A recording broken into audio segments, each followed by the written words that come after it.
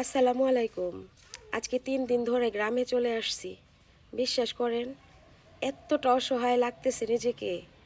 মানে এই বাড়িতে, গ্রামের বাড়িতে এত আনন্দ লাগে থাকতে, এত ভালো লাগে। কিন্তু আমার চারিদিকে খালি শূন্যতা, শুধুমাত্র পুতুলকে ছাড়া। আমার এই মেয়েটাকে ছাড়াই প্রথম আমি আজকে 3 দিন পার করলাম। নিজেকে মানে কেমন যে লাগতেছে, দেখেন বাড়িটা পুরা শূন্যতা। আমার পুরা বাড়িটা এত শূন্য, দেখেন কেউ নাই, রাস্তাঘাট সব কিছু আমার কাছে খুবই শূন্য লাগতেছে। মানে সব কিছু মিলায় পুরা হাহাকার করতেছে বাড়িটা, পুতুলকে ছাড়া শুধুমাত্র।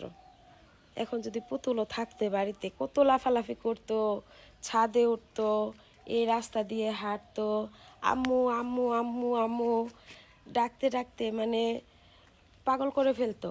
আর সেইখানে আজকে মেয়েটা কাছে নাই, কতটা দূরে। তো পুতুলকে ছাড়া সত্যি অনেক কষ্ট হচ্ছে এই বাড়িতে থাকতে। আজকে 3টা রাত আমি আমার মেয়েকে ছাড়া কাটিয়ে দিলাম। এখন তো শুধু ভাবি যে এই মেয়েকে বিয়ে দিয়ে আমি কিভাবে থাকবো এই বাড়িতে। আমার মেয়েটা কবে আসবে, কখন মেয়েটাকে পাবো, এখন শুধু সেই অপেক্ষায় আছি।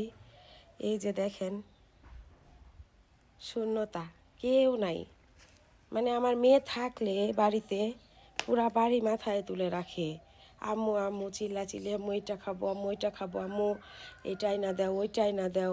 এই যে রাস্তাটা, আমার কাছে মনে হয় কি রাস্তাটাও কেউ যায় না আমার মেয়ে ছাড়া। রাস্তাটাও কত মানে একা, সব কিছু পুরা একা, এত খালি খালি। সবাই দোয়া করবেন আমার মেয়েটার জন্য।